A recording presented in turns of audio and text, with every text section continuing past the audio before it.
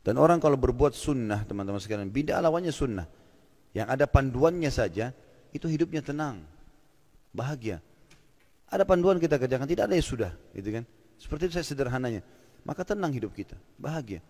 Agama jadi mudah sekali. Semua teman-teman jemaah pengajian yang dulunya banyak buat macam-macam bidah dan syirik, begitu ikut pengajian sudah berubah. Saya tanya, apa yang dirasakan sekarang? Tenang sekali Ustaz. Dan Islam kayak mudah rasanya. Ada dalilnya kita kerjakan, tidak ada ya sudah, tidak usah. Enggak macam-macam. Yang ikut juga umrah memang saya begitu. Pulang umrah, kok umrah ini, saya Ustaz ikut umrah ini cuma mau tahu loh umrah itu sesuai sunnah itu bagaimana. Ikut tawaf, ikut sa'i. Kok kayak mudah sekali ya. Kayak enggak banyak syaratnya gitu. Ya ini rukunnya, lakukanlah begini. Berdoa pun, doalah masing-masing. Hajat yang paling penting. Jangan tunggu saya pandu. Kalau saya baca doa terus hajat saya, Bapak Ibu enggak ngerti saya pakai bahasa Arab, terus diaminkan, saya sendiri yang dapat. Sampaikan hajatnya, jalan sendiri. Tapi kita pandu, ini begini, ini rukunnya, ini caranya. Ternyata begini ya, gampang sekali ternyata Islam itu. Memang gampang. Yang bikin rumit ini kitanya, selalu membuat hal-hal yang rumit. Harus begini, pindah rumah harus pakai ini, harus begitu, harus begini, macam-macam peraturan. Rasulullah SAW baru bangun rumah waktu baru menikah, buat istrinya, nggak ada sama sekali ritual apa-apa. Datang, bismillah masuk. Sholat dari sana, ibadah lah, tinggalkan hal-hal yang dilarang dalam rumah, sudah selesai. Kita enggak, ada syarat 40, ada ini, ada ini, ada ini, ada. Banyak sekali. Jadi kayak rumit sekali. Mau menikah dalam Islam simple, gampang sekali. Walinya datang, saya nikahkan kamu, yang ini bilang saya terima nikahnya. Mahar, saksi, adakan acara pesta sebentar, orang makan, pulang. Sudah suami istri. Ini enggak, 3 hari sebelumnya ada acara. Sampai dimandikan pakai kembang, kedinginan pengantinnya. Masuk angin, malam-malam lagi. Ada syaratnya, harus di teras belakang rumah, harus apa, waduh, rumit. Rumit, jadi macam-macam. Apalah, pokoknya kalau anaknya lahir harus apa, rambutnya dimasukkan ke dalam kelapa lah, harus tali pusarnya ditaruh. Itu tali pusar biar kita taruh di tempat sampah, nggak apa-apa. Dibuang karena disuruh buang. Nabi SAW suruh buang. Nabi mengatakan, cukurlah rambutnya di hari ke-7 dan lepaskanlah ya sisa dari perutnya itu. Disuruh buang. Rambutnya ditimbang pakai timbangan perak, disodokahkan nilainya, sisanya dibuang saja, ditanam, dibuang nggak apa-apa. Ini enggak, macam-macam harus dikendi, kendinya juga harus warna apa. Begitu tuh waktu anak saya lahir di satu klinik di dekat rumah, saya nggak tahu, rupanya itu dibawa ini Pak, plasentanya. Ada bahkan bahasanya suster itu, ini saudaranya. Saudara dari mana? Itu bukan manusia itu. Itu cuma plasenta yang menyambung antara si ibu sama bayi. Kalau dia makan apa-apa, dia minum apa, kan disalurkan ke situ untuk bayinya. Ini enggak, dianggap saudaranya. Saudara dari mana ini? Kan jadi kemana-mana gitu ya. Karena sudah jauh dari agama, jadi kemana-mana. Ini kalau kita mau jabarkan banyak sekali gitu. Banyak sekali. Ada yang mengaku saudaranya buaya. Ya, saya dengar begitu. Nanti saudaranya buaya, saudaranya sering datang dulu ketemu neneknya lah di belakang rumah lah segala. Dari mana hukumnya manusia bisa punya saudara dari buaya itu? Manusia ya manusia, nggak bakal pernah bisa, gitu kan? Nggak mungkin gitu loh.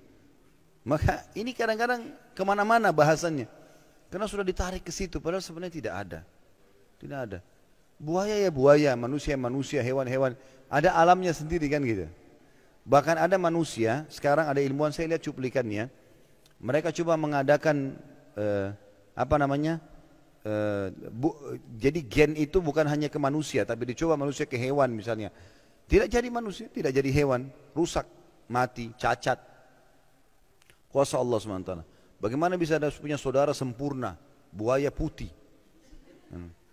buaya ini dan seterusnya. Ini subhanallah, harusnya bisa diperbaiki ya. Tapi sayangnya kita mendak turun-temurun. Sampai ada neneknya mengatakan, itu kau jangan lupa kita ini keturunan buaya. Jadi mudah-mudahan saja bisa dipahami, diperbaiki ya.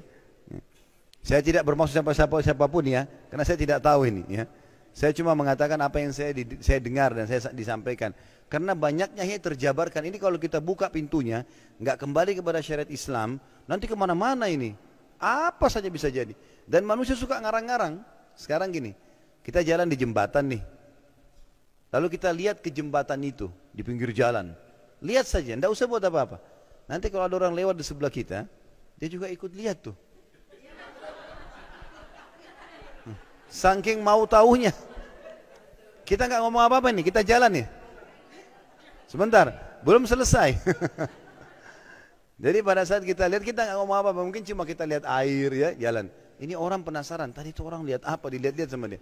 Nanti orang ketiga lewat, ada apa? Oh tadi ada gelembung air. Apalah, padahal tidak ada apa-apa. Nanti dia pergi, orang keempat datang, oh tadi ada buaya. Ini panjang ceritanya. Nanti ada hantu nenek-nenek lah, apalah. Kan begitu. Satu kampung jadi tahu, takut lewat situ kalau malam Jumat. Karena begini dan begini. Karena begitu, dan mulut ke mulut. Dalal tidak ada apa-apa. Sungai itu, bumi ini makhluknya Allah, nggak ada hubungannya. Ya, jadi harusnya kita pahamin. Dan seorang muslim harus kembali kepada kemuliaan Islam. Islam harus ditradisikan, bukan tradisi diislamkan. Harus kita ganti. Kalau tradisi kita sudah dengan Islam, kita terima. Kalau tidak, ya kita ubah. Karena setelah Islam datang, Nabi SAW menghapus semua tradisi jahiliyah. Waktu beliau bebaskan kota Mekah, lalu beliau kumpulkan masyarakat Quraisy di depan bukit Safa, sambil beliau berkata, ketahuilah, semua tradisi jahiliyah di bawah telapak kakiku. Kata Nabi SAW, tidak ada lagi. Tawaf telanjang, waktu itu orang mereka tawaf sambil bersiul, tepuk tangan. Awalnya tawafnya Nabi Ibrahim AS bagus, pakai baju segala macam. Mereka kembang-kembangkan sendiri tuh. Rupanya untuk menjadikan masyarakat Mekah supaya hidup, mereka syaratkan, penduduk Mekah itu syaratkan, harus beli baju dari Mekah baru boleh tawaf. Kalau bukan buatan Mekah nggak boleh tawaf. Yang tidak punya uang beli, telanjang. Begitu. Dan Nabi SAW, Mekah itu masih terus di dekat Ka'bah tawaf telanjang sampai pembebasan kota Mekah. Itu sudah tahun 8 Hijriah. Nabi sudah hijrah, baru Nabi waktu bebasin Mekah baru kasih peraturan. Tidak ada lagi tawaf telanjang mulai hari ini. Enggak ada siul-siul, enggak ada tepuk tangan dalam tawaf. Semuanya takbir, tahlil, beristighfar kepada Allah. Diubah ke Islam, tradisi-tradisi mereka.